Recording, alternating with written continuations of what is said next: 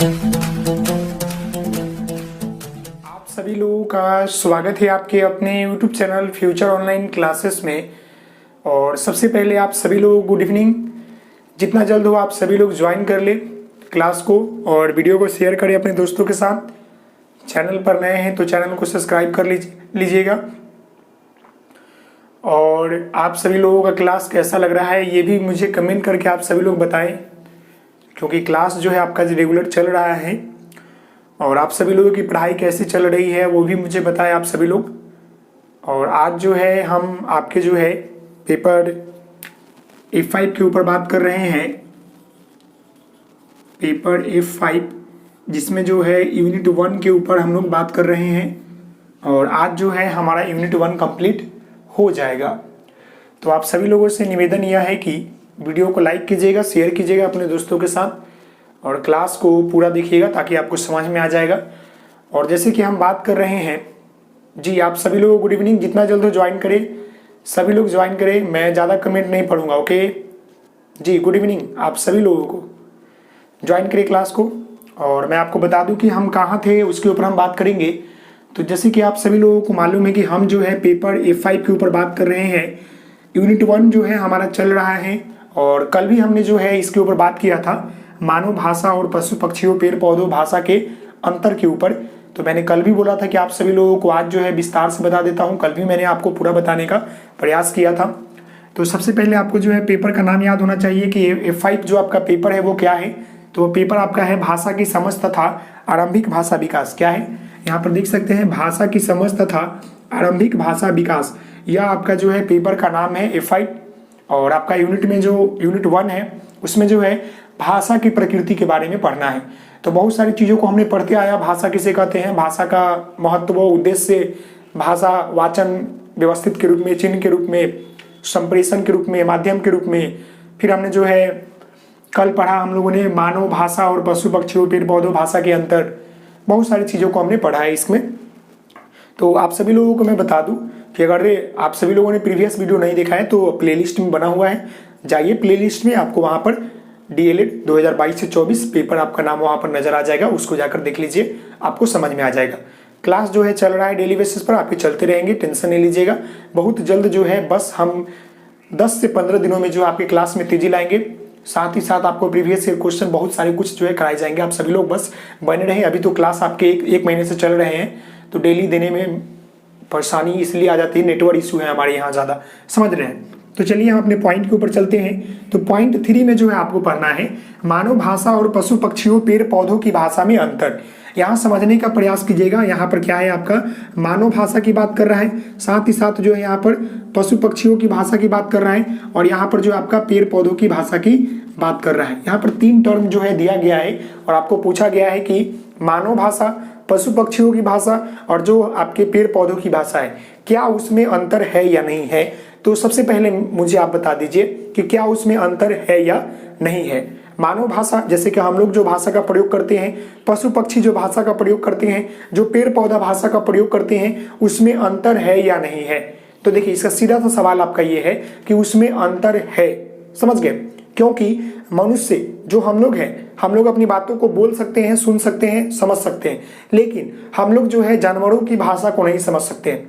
उसके संकेत को बहुत सारा ट्रेनिंग देंगे तब जाकर जो है हम जानवरों को भाषा को तो नहीं समझ पाएंगे कभी, उनके भाषा को नहीं। अब कुत्ता भाव भाव भौंकेगा तो उससे क्या समझेंगे, कुछ समझेंगे कि क्या बोल रहा है, कुछ नहीं समझेंगे। हाँ, उसके सांकेतिक इशारे से या उसके भाव से, उसके जो स्वभाव है उससे हम लोग समझ सकते हैं कि इसे भूख लगा हुआ है या इसे दर्द हो रहा है, ये कुछ हो रहा है, ये समझ सकते हैं। लेकिन पेड़ पौधों की बात आ जाए तो पेड़ पौधों की भाषा हम लोगों ने कभी सुना है, नहीं सुना है ना। पेड़ पौधे कैसे बोलते हैं, उनका हाव भाव कैसा होता है, कैसे समझेंगे हम लोग, वो भी समझ सकते हैं, लेकिन उसके लिए बहुत थिंकिंग एबिलिटी और शोध करना पड़ेगा, समझ गए।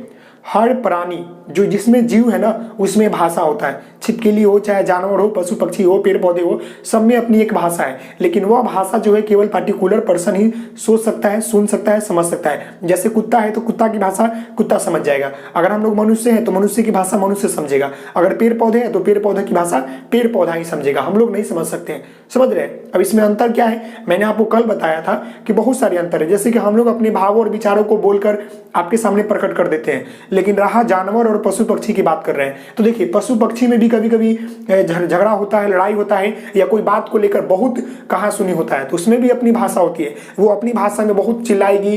कुत्ता को देखिए कभी कभी एकदम तेज तेज दौड़ से दौड़ेगा, बोलेगा।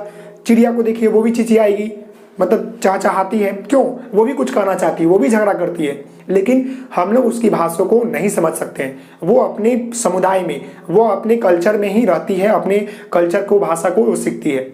इसीलिए कहा गया है कि जो पेड़ पौधे हैं, जो पशु पक्षी है, जो मनुष्य है, सबकी भाषा में अंतर है थोड़ा मोड़ा, और सबके पास भाषा है, ये बात जान लीजिए। पेड़ पौधों के पास भी भाषा है। जैसे कि अब जानवर की हम बात कर ले तो देखिए जंगल में जब भी मतलब कोई खतरा मंडराता है ना, तो उस समय जो भी मान लें कि किसी बंदर के ऊपर खतरा आने वाला है, तो वहां बंदर जो है ऊपर बैठकर देखते रहता है। अगर कोई खतरा आने वाला है ना, तो पहले ही अपनी आवाज में चिल्लाकर या कुछ इशारा करके जो है अपने इस समुदाय को अपने संकेत दे देता है कि हाँ भाई खतरा आने वाला है। जैसे कि आपको एक और मैंने एग्जांपल कर दिया था कि भूकंप आते समय जो है सबसे पहले जानवरों को पता चल जाता है, क्योंकि भूकंप जो आता है ना वो धरती से आता है, तो धरती से आया, अंदर प्लेट वगैरह खसकता है तो आना शुरू हो जाता है।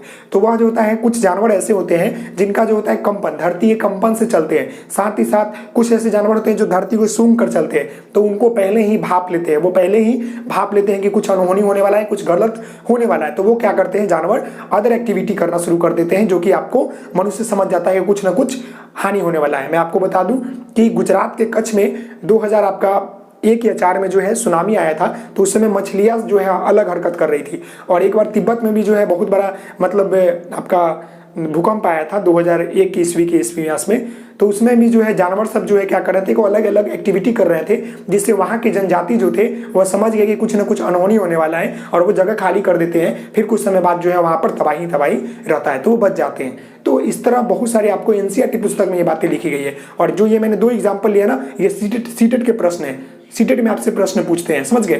तो वो मैंने आपको बताया। तो वो अपनी एक भाषा में जो है अपने संकेत कर देते हैं, उनके पास भी भाषा है, समझ गए? आगे यहाँ पर है पेड़ पौधों की भाषा। तो देखिए पेड़ पौधों के पास भी जो है भाषा होता है, वो अपनी भाषा में जो है क्या करते हैं कि अपने पेड़ पौधों की अपने ग्रुप में, जो भी उनके ग्रुप है, जो भी उनके समुदाय है, वो भी कुछ बोलना चाहते हैं, वो भी कुछ बोलते हैं, लेकिन हम लोग नहीं समझ सकते हैं, क्योंकि उनकी अपनी एक अलग भाषा है, हमारी अपनी भाषा है, पशु पक्षी की अपनी भाषा है। वो जब हवाएं चलता है ना, तो वो पेड़ जो सो हिल कर जो है ना अपनी खुशी जाहिर करता है, समझ रहे हैं? जब हवा चलती है तो पेड़ जो होता है अपने हिल कर या झूम कर जो है क्या होता है कि अपनी खुशी को जाहिर करता है, अपने खुशी को बताता है, लेकिन हम लोग उसको समझ नहीं पाते, समझ गए? तो चलिए एक एक करके जान लेते हैं। कल भी इसके ऊपर हमने बात किया था। तो पहला यहाँ पर देख लीजिए कि मानव भाषा। तो मानव भाषा तो आपको मालूम ही होगा कि मानव भाषा क्या होता है। जैसे यहाँ देखिए, भाषा एक ऐसा माध्यम है जिसके द्वारा मनुष्य अपने भावों तथा विचारों को जो है बोलकर, लिखकर दूसरे के सामने जो है प्रकट करता है तथा दूसरे के भाव और विचारों को समझता है, समझ गए? उसी को हम लोग मानव भाषा कहते हैं। मानव भाषा कहने का मतलब है कि हम लोग अपने भावों को, अपने विचारों को आपके सामने प्रकट किए, और आप मेरे भाव और विचारों को जो आप समझ रही है, तो उसी को हम लोग मानव भाषा कहते हैं, चाहे हम लोग लिख कर किए, चाहे हम लोग बोल कर किए। ये बात आपको क्लियर हो गया, समझ गए? अगला यहाँ पर आपका है कि पशु पक्षियों की भाषा, समझ गए? देखिए पशु पक्षियों की भाषा जो है प्राकृतिक एक रूपता से मिलती है। पशु पक्षियों की भाषा जो है प्राकृतिक है, समझ गए? अगर कोयल काऊ काऊ बोलता है तो वो हर जगह कोयल बोलेगा, लेकिन मनुष्य में ऐसा नहीं है। मनुष्य में क्या है, अगर हमारा स्थान चेंज हो जाए, अगर हम लंदन चले जाए तो वहां पर क्या होगा, इंग्लिश लोग बोलेंगे, हमारी भाषा बदल जाएगी, लेकिन कोयल का जो होता है ना थोड़ा सा चेंज होता है, बाकी लेकिन वही रहता है। अगर यहाँ पर कुत्ता जो है भाऊ बोलता है, तो विदेश में भी कुत्ता उसी तरह बोलता होगा, समझ गए? थोड़ा सा चेंज हो सकता है, लेकिन हम लोग जो है अपना स्थान चेंज करेंगे तो हमारी पूरी मतलब क्या होगा, लैंग्वेज चेंज हो जाएगा, समझ रहे हैं? वही बात यहाँ पर बोला गया है कि पशु पक्षियों की भाषा जो है प्राकृतिक एकरूपता से मिलती है, और यह मनुष्य की तरह बोल नहीं सकते, लेकिन इनके पास भी अपनी एक भाषा होती है जिसके माध्यम से वो अपने समूह में वार्तालाप करते हैं। मतलब कि इनको जो भाषा मिलती है वह कहाँ से मिलता है, उनको जो है वातावरण के एकरूपता या समरूपता से मिलता है, लेकिन यह मनुष्य की तरह बोल नहीं सकते। जो आपका पशु पक्षी है, ये मनुष्य की तरह बोल नहीं सकते। यह क्या करते हैं कि इनके पास मतलब यह बोल नहीं सकते, इनके पास भी जो है अपनी एक भाषा होती है जिसके माध्यम से जो है वो अपने समूह में वार्तालाप करते हैं। बहुत सारे आप मधुमक्खी को देखिएगा, जब रस मिल जाता है ना तो वह एक डांस करना शुरू कर देती है, जिससे उनको जो ग्रुप वाला मधुमक्खी होता है उसको पता चल जाता है कि हाँ भाई वहां पर रस मिल गया, चलो वहां अटैक करते हैं। तो ये जो होता है उनकी एक भाषा होती है, समझ गए। मधुमक्खी को देखिएगा, जब भी उसको कहीं रस का मतलब ज्यादा मिल गया, फूल पत्ती मिल गया रस वाला, तो वहां क्या करेगा, वो ऊपर एक गिनगिनाने लगेगा, नाचने लगेगा, वहां से अपने दोस्तों को बुलाएगा। एक कौवा को देखते हैं, अगर कहीं पर मांस मिल गया टुकड़ा या कहीं पर मतलब मांस मिल जाता है कौवा को, तो वो क्या करता है कि आसमान में नाचकर अपने सारे ग्रुप वाले को बुला लेता है कि यहाँ पर कुछ ना कुछ है। कभी देखिएगा इस तरह के, तो उसकी एक भाषा होती है, समझ रहे हैं। तो उसकी एक भाषा होती है, ये बात कुछ समझिएगा। कितना कॉल आता है आप सभी लोगों को, प्लीज आप सभी लोग कॉल नहीं करें, परेशान हो गए आपके कॉल से हम। यहाँ चलिए, कॉल को बंद करो यार, कॉल नहीं, पढ़ाई के समय कॉल नहीं, नो ओके सॉरी। यहाँ देखिए, यहाँ पर वही पॉइंट लिखा हुआ है कि मनुष्य की भाषा, देखिए मनुष्य की भाषा जो है स्थान परिवर्तन होते ही बदल जाता है, लेकिन पशु पक्षियों की भाषा लगभग जो है वही रहती है, जैसे शेर का दहाड़ना, कुत्ता का जो है भौंकना आदि। मतलब वही बात मैंने बोला कि मनुष्य जो है अपना स्थान चेंज करेगा। हम लोग जो है एक जगह से दूसरे जगह जाएंगे तो हमारा भाषा क्या होगा, चेंज हो जाएगा। लेकिन जो पशु पक्षी है, जो पेड़ पौधा है, उसकी भाषा चेंज नहीं होगी, उसकी भाषा हूबहू वही रहेगी, थोड़ा सा बदल सकता है, लेकिन समझ गए। वही बात मैं आपको बताने वाला यहाँ पर हूँ, समझ गए। अगला यहाँ प्रश्न आप देखिए कि पेड़ पौधों के पास भी, अब पेड़ पौधों की भाषा को समझ लेते हैं। पेड़ पौधों के पास भी जो है अपनी भाषा होती है, वो भी जो है अपने समुदाय में बहुत कुछ कहते हैं, लेकिन हम लोग उनकी भाषा को समझ नहीं सकते हैं, क्योंकि उनकी भाषा इतनी आसान नहीं है। हम लोग अपनी भाषा को बोलकर, एक दूसरे को देखकर, एक दूसरे को सुनकर समझ लेते हैं, लेकिन पेड़ पौधों की भाषा, पशु पक्षियों की भाषा इतना आसान नहीं है कि हम लोग उसको सोच समझकर समझ सकते हैं, समझ गए। देखिए उस पर बहुत शोध करना पड़ेगा, तब जाकर जो हम लोग समझ सकते हैं। उसके लिए जो है हमें पेड़ पौधों की तरह सोचना होगा, उसके लिए हमें पशु पक्षियों की तरह सोचना होगा। यहाँ देखिए, पेड़ पौधों के पास भी उनकी अपनी एक भाषा होती है, जिसके माध्यम से वो अपने लोगों के वार्तालाप करते हैं, जिसके माध्यम से वे जो है अपने लोगों से वार्तालाप करते हैं, समझ गए। वे जो है अपने लोगों से वार्तालाप करते हैं, लेकिन मनुष्य वह भाषा को इतना जल्दी समझ नहीं आता, समझ गए। पेड़ जो है शांति रहकर, हवाओं के झोंके से झूमकर वो बहुत कुछ कहता है तथा बात करता है, लेकिन मनुष्य जल्द नहीं समझ पाता है। वही बात यहाँ पर है, मैंने बोला कि पेड़ पौधों के पास भी जो है अपनी भाषा होती है। वो क्या बोलता है कि शांत रहकर, हवाओं के झोंकों से जो है नाच कर वो बहुत कुछ कहना चाहता है, लेकिन हम लोग जो है उनकी भाषा को नहीं समझ पाते हैं। तो यहाँ से तक क्लियर हो गया होगा ना कि पेड़ पौधों के पास भी उनकी अपनी एक भाषा होती है, जिसके माध्यम से वो अपने लोगों से वार्तालाप करते हैं, लेकिन मनुष्य को वह भाषा इतना जल्दी समझ में नहीं आता है। पर शांत रहकर, हवाओं के झोंकों से झूमकर वो बहुत कुछ कहती है, मतलब पेड़ जो है फिर तथा बात करता है, लेकिन मनुष्य जल्द नहीं समझ पाता है। वही बात आपका हो गया। तो आप सभी लोगों को पता चल गया, मानव भाषा, पशु पक्षी की भाषा, पेड़ पौधों की भाषा, सब में अंतर है। आप लोग इतना लिख लीजिएगा, कल भी मैंने आपको इसके ऊपर बताया था, आज ही मैंने आपको बताया। तो आपको ये बातें तो समझ में आ गया होगा कि मानव भाषा, पशु पक्षियों की भाषा और पेड़ पौधों की भाषा में क्या अंतर है। ओके, तो अब हम आगे बढ़ते हैं अगले पॉइंट। अब हम जो है पॉइंट 4 के ऊपर बात करने वाले हैं, जिसमें जो है काफी महत्वपूर्ण आपका पॉइंट 4 है, क्योंकि यहाँ से आपको एग्जाम में प्रश्न आते हैं। अगर आप प्रीवियस ईयर क्वेश्चन उठाकर देखते हैं तो आपको यहाँ से प्रश्न देखने को मिलता है। जैसे कि आप यहाँ पर पॉइंट देख लीजिए पहले कि भाषा की नियमबद्ध व्यवस्था, भाषा सीखने का जो है नियमबद्ध व्यवस्था, जैसे कि आपका यहाँ पर ध्वनि संरचना, फिर यहाँ पर जो है शब्द संरचना, फिर यहाँ पर आपका वाक्य संरचना तथा संवाद संरचना। ये 4 संरचना जो है क्या है कि भाषा का नियमबद्ध व्यवस्था है, समझ रहे हैं। जैसे कि हम सभी लोगों को मालूम है कि अगर हम लोग कोई कार्य करते हैं तो उसका एक नियम और उसका एक कानून होता है, उस नियम कानून को हम लोग पालन करते हुए आगे बढ़ते हैं और सीखते हैं। ठीक वही प्रकार जो है भाषा को सीखने के लिए भी जो है, या भाषा की नियमबद्ध व्यवस्था के लिए हमें जो है यह 4 स्टेज, जो 4 आपका जो व्यवस्था है, जो संरचना है, उसको जानना और उसको समझना बेहद जरूरी है। तभी जो है हम जो है भाषा का नियमबद्ध व्यवस्था को सीख पाएंगे। नियमबद्ध कहने का मतलब है कि नियम तरीके से। अगर हम कोई बोल दे कि छत पर चढ़ना है तो क्या पहला सीढ़ी बिना चढ़े सीधे ऊपर चढ़ जाइएगा? नहीं ना, ऐसा तो होगा नहीं। पहला आपको तो पहला सीढ़ी पर चढ़ना पड़ेगा, फिर धीरे उसके ऊपर, इसके ऊपर, इसके ऊपर, तब ना ऊपर जाइएगा। वही बात यहाँ पर बोला गया है कि हम लोगों को भाषा सीखने के लिए उसका नियम क्या है। सबसे पहले हमें जो है क्या सीखना पड़ता है, तो यहाँ देखिए, सबसे पहले जो है हमें ध्वनि सीखना होता है, फिर हम ध्वनि से शब्द बनाते हैं, शब्द से हम लोग वाक्य बनाते हैं और वाक्य को हम लोग प्रयोग करते हैं संवाद में, समझ गए। तो ये आपका 4 प्रक्रिया है, देख सकते हैं, 1 नंबर, 2 नंबर और ये 4 नंबर यहाँ पर, समझ गए? तो ये बातें आपको समझ में आ गया होगा कि मैं क्या कहना चाह रहा हूँ आप सभी लोगों को। यहाँ देखिए, अब हम यहाँ पर बात करें आपका कि भाषा की नियमबद्ध व्यवस्था के ऊपर, तो आप देख सकते हैं कि भाषा की अपनी एक संरचना होती है। भाषा की क्या होती है? अपनी एक संरचना होती है जिसके माध्यम से हम लोग भाषा को सीखते हैं और उपयोग करते हैं। समझ गए? देखिए, सॉरी इसके लिए, देखिए भाषा की क्या है कि अपनी एक संरचना होती है जिसके माध्यम से क्या होता है कि वो हम लोग भाषा को सीखते हैं, जिसके माध्यम से और भाषा का जो है प्रयोग करते हैं, उपयोग करते हैं अपनी डेली लाइफ में। समझ गए? तो संरचना क्या होता है, समझ गए? तो भाषा की अपनी एक संरचना होती है जिसके माध्यम से हम लोग भाषा को सीखते और उपयोग करते हैं। यहाँ पर मैंने 4 स्टेज लिखा है। देखिए, पहला आपका ये होता है ध्वनि संरचना, दूसरा आपका होता है शब्द संरचना, तीसरा आपका होता है वाक्य संरचना और चौथा आपका होता है संवाद संरचना। संवाद करने का मतलब क्या होता है? बातचीत।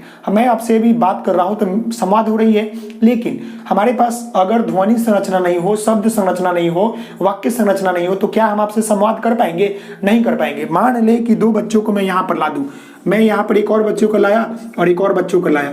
इसके पास क्या है कि सभी कुछ है, समझ गए? इसके पास ये चारों चीज है, ध्वनि, शब्द, वाक्य और संवाद। समझ गए? ये बच्चा के पास जो है चारों कुछ है, लेकिन इस बच्चा के पास जो है कुछ नहीं है। तो क्या ये दोनों जो है आपस में बातचीत कर पाएगा? बता तो नहीं कर पाएगा ना, क्योंकि इसके पास तो है ही नहीं कुछ। इसके पास तो न संवाद करने के लिए ध्वनि है, न शब्द है, न वाक्य है, न संवाद है। जब ये तीनों चीज नहीं होगा तो फिर वह संवाद क्या करेगा? वही आपको मैं समझाने का पूरा प्रयास कर रहा हूँ। देखिए, यहाँ पर जो ध्वनि संरचना होता है, जैसे कि यहाँ पर क बोले, ख बोले, कुछ भी बोल दिए, ध्वनि होना चाहिए। जैसे क कंपन से उत्पन्न होता है ध्वनि, आपको मालूम है ना, जो कंपन से ध्वनि उत्पन्न होता है। तो जैसे ये भी बोल सकते हैं क ख, ये भी सब बोल सकते हैं, तो ये आपका ध्वनि हो गया। अब हम जो है बहुत सारे ध्वनियों को मिलाकर क्या बोलते हैं? शब्द बनाते हैं। शब्द कहने का मतलब है, समझ रहे हैं? यहाँ पे देखिए, क प्लस म प्लस ल, एक कमल हो गया। ये क्या हो गया? एक शब्द हो गया ना, एक शब्द हुआ। फिर यहाँ पर हम शब्द से क्या करते हैं कि वाक्य संरचना के ऊपर जाते हैं। वाक्य संरचना के हम लोग बहुत सारे शब्द को सीख लेते हैं, तब हम क्या करते हैं कि वाक्य का निर्माण करना शुरू करते हैं। और वाक्य संरचना देखिए यहाँ पर, यह कमल बहुत अच्छी है या यह कमल बहुत सुंदर है। समझ गए? यहाँ पर सुंदर लिख लीजिएगा, अच्छी अच्छा नहीं लग रहा है, यहाँ पर लिख लीजिए सुंदर। यह कमल बहुत सुंदर है। समझ गए? तो यहाँ क्या किए हम लोग? देखिए, पहले हम लोगों ने ध्वनि सीखा, ध्वनि से हम लोगों ने शब्द बनाया कमल, और कमल से हम लोगों ने जो है वाक्य बनाया कि यह कमल बहुत सुंदर है। समझ गए? फिर हम लोगों ने शब्द बनाकर हम लोगों ने बातचीत किया, संवाद किया। इसके ऊपर हम लोगों ने संवाद किया कि यह कमल बहुत सुंदर है। तो समझ में आया मैं क्या कहना चाह रहा हूं? ये 4 स्टेज जो है आपका क्या है, 4 तरीका है भाषा के नियमबद्ध व्यवस्था को समझाने के लिए। तो आपको ये समझ में आ गया होगा। अब हम इसके ऊपर जो है डिफिनेशन आपको लिखवा देते हैं एक एक कर कि ध्वनि संरचना क्या होता है, शब्द संरचना क्या होता है, वाक्य संरचना क्या होता है और संवाद संरचना क्या होता है। आपको ये समझ में तो आ गया होगा मैं क्या कहना चाह रहा हूँ। ध्वनि पहले हुआ, फिर शब्द हुआ, फिर वाक्य हुआ, फिर आपका संवाद हुआ। ओके, तो आप इसे नोट कीजिए, तब तक मैं आपको रब करके फिर आपको ये चारों पॉइंट का डिफिनेशन लिखवा देता हूँ। ओके, हम एक एक करके जो है सभी चीजों के बारे में समझ लेते हैं कि ये जो आपका ध्वनि संरचना, शब्द संरचना, वाक्य संरचना और संवाद संरचना है क्या। अभी मैंने एग्जांपल से आपको समझा दिया, इसके डिफिनेशन आप लोग लिख ले। तो देखिए, यहाँ पर पहला आपका ध्वनि संरचना है। तो यहाँ पर देखिए, जब 2 या 2 से अधिक वस्तुओं के आपस में टकराने से वायु में कंपन होता है। जब 2 चीजें जब आपस में टकराती है तो उससे क्या होता है कि वायु में कंपन होता है और वह कानों तक पहुंचती है, तो उसे हम लोग ध्वनि कहते हैं। जैसे कि क ख ग, ये भी हो सकता है या कुछ ध्वनि हो सकता है। समझ गए? जब देखिए, समझने का प्रयास कीजिएगा। ध्वनि संरचना, जब 2 या 2 से अधिक वस्तुओं के आपस में टकराने से वायु में जो कंपन होता है वह कानों तक पहुंचती है। कंपन जो होता है वो हमारे कानों तक पहुंचती है, उसे हम लोग जो है ध्वनि संरचना कहते हैं। ध्वनि वहां से उत्पन्न होता है। समझ गए? जैसे कि हम लोगों का कंठ और जो तालु है ये आपस में टकराया, कंपन हुआ, ध्वनि उत्पन्न हुआ। समझ गए? तो यहाँ पर देखिए, ये समझ में आ गया कि जब 2 या 2 से अधिक वस्तुओं के आपस में टकराने से वायु में कंपन होता है और वह कानों तक पहुंचती है, उसे ध्वनि कहते हैं। दूसरा यहाँ पर देख लीजिए शब्द संरचना के, कि भाषा में शब्द का महत्व जो है मतलब महत्व स्थान है। बिना शब्दों को अर्थ जाने भाषा को समझना मुश्किल है। शब्द संरचना का अध्ययन निम्नलिखित रूपों में होता है, जैसे कि उपसर्ग हो गया, प्रत्यय हो गया, समास हो गया, ये सब में होता है। जैसे कि आप सभी लोगों को मालूम है कि भाषा में क्या है कि शब्द का महत्व जो है काफी स्थान है, महत्व स्थान है भाषा का, मतलब भाषा में जो है शब्द का महत्व स्थान है। बिना शब्दों के अर्थ जाने, हम लोग कोई भी शब्द के अर्थ जाने हम लोग जो है भाषा को नहीं समझ सकते हैं। जैसे कि मैं बोला कि मैं आम खा रहा हूँ, लेकिन यहाँ चीज खाना का अर्थ ही नहीं पता रहेगा, तो फिर आप क्या समझिए कि मैं क्या खा रहा हूँ। या मैं आम क्या खा रहा हूँ कि क्या खा रहा हूँ। तो यही बात यहाँ पर बोला गया है कि भाषा में शब्द का महत्व स्थान है, बिना शब्दों के अर्थ जाने भाषा समझना मुश्किल है। शब्द संरचना का अध्ययन निम्नलिखित रूपों में होता है, जैसे उपसर्ग प्रत्यय। आगे हम किसी भी शब्द के आगे लगा दिए तो उपसर्ग, और किसी भी शब्द के पीछे लगा दिए तो प्रत्यय। बहुत सारे चेंजेज आ जाते हैं, समझ गए? आता है कि नहीं आता है जी। अगला देख लीजिए यहाँ पर 3 नंबर वाक्य संरचना। तो वाक्य संरचना समझिएगा कि भाषा की स्वतंत्र पूर्वक, देखिएगा, भाषा की स्वतंत्र पूर्वक सार्थक सहज इकाई को वाक्य कहते हैं। भाषा की जो स्वतंत्र पूर्वक सार्थक जो आपका सहज इकाई होता है उसको हम लोग वाक्य कहते हैं। किसी भी भाषा में, किसी भी भाषा के वाक्यों में मौजूद ही बुनियादी घटक जैसे कर्ता, कर्म और क्रिया की व्यवस्था में किसी वाक्य संरचना बनती है। मतलब कि कर्ता, कर्म, जैसे देख लीजिए अब ये वाक्य संरचना कैसे बनेगा? कर्ता होगा कोई कर्म होगा, वही बात यहाँ बोला गया है कि कर्ता, कर्म और क्रिया हो सकता है। जैसे कि आपने पढ़ा होगा प्रथम पुरुष, उत्तम पुरुष, मध्य पुरुष, समझ गए? उत्तम, मध्य और अन्य पुरुष। उत्तम पुरुष कहने का मतलब है कि जो बोल रहा है, मध्यम पुरुष कहने का मतलब है कि जो सुन रहा है, और उत्तम जो अन्य पुरुष मतलब कि जिसके बारे में कहा जा रहा है। तो वही बातें यहाँ पर, इसका मतलब ये है कि भाषा की स्वतंत्र पूर्वक सार्थक सहज इकाई के वाक्य कहते हैं। स्वतंत्र पूर्वक होता है, साथ ही साथ किसी भी भाषा के वाक्यों में मौजूद ही बुनियादी घटक होता है। किसी भी वाक्य में क्या होता है, मतलब किसी भी भाषा में वाक्यों में मौजूद ही बुनियादी स्तर होता है, जैसे कर्ता, कर्म और क्रिया की व्यवस्था में किसी वाक्य संरचना बनती है या बनाई जाती है। समझ गए? अगला देखिए, अगला यहाँ पर है आपका संवाद संरचना। इसको समझने का प्रयास कीजिएगा। जब दो व्यक्तियों के बीच बातचीत होता है तो सामान्य का नाता होता है, मतलब सामान्य नाता होता है। जब हम लोग दो चीजों के बीच में, दो लोगों के बीच में वार्तालाप होता है तो सामान्य वार्तालाप होता है। एवं उपयुक्त ध्वनि, शब्द, वाक्य, यह सब संवाद में मदद करते हैं तथा संवाद को समझने में भी मदद करते हैं। मेरी बात समझ में आ गया कि जो आपका संवाद संरचना है, इसके लिए हमें ध्वनि, फिर हमें शब्द, फिर हमें वाक्य, ये तीनों होना बेहद जरूरी है, क्योंकि ये होगा तभी जाकर जो है हम लोग संवाद कर सकते हैं। इसके पहले हमने जो छोटा सा एग्जाम्पल बताया उससे आप लोग समझे जरूर होंगे। वही बात यहाँ पर बोला जा रहा है कि जब दो व्यक्तियों के बीच बातचीत होता है तो सामान्य का नाता होता है, मतलब सामान्य होता है, और उपयुक्त ध्वनि, शब्द, वाक्य, शब्द यह मिलकर संवाद को क्या करते हैं? मदद करते हैं। साथ ही साथ संवाद को समझने में भी मदद करते हैं, बोलने में भी और समझने में भी। जैसे कि बात कर ले तो फर्स्ट व्यक्ति, तुम कहाँ जा रहे हो? मैंने पूछा कि तुम कहाँ जा रहे हो, और सामने वालों को जो है शब्द के बारे में, ध्वनि के बारे में, वाक्य के बारे में नहीं पता होगा, तो उसको आते हुए भी वह जवाब नहीं दे पाएगा। तो यहाँ पर देखिए सेकंड पर्सन, मैं पढ़ने जा रहा हूँ, ये बात आपको समझ में आ गया?